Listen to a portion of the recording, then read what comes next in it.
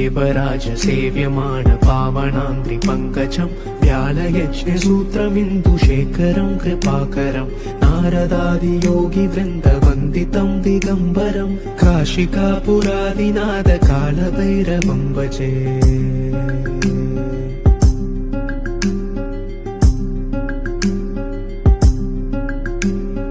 भानुकोटिभास्वरम् अवातितारकम् परम् नीलकण्ठमीप्सितार्थदायकम् त्रिलोचनम् कालकालमम्बुजाक्षमक्षशूलमक्षरम् काशिकापुरादिनाद कालभैरवम् भजे।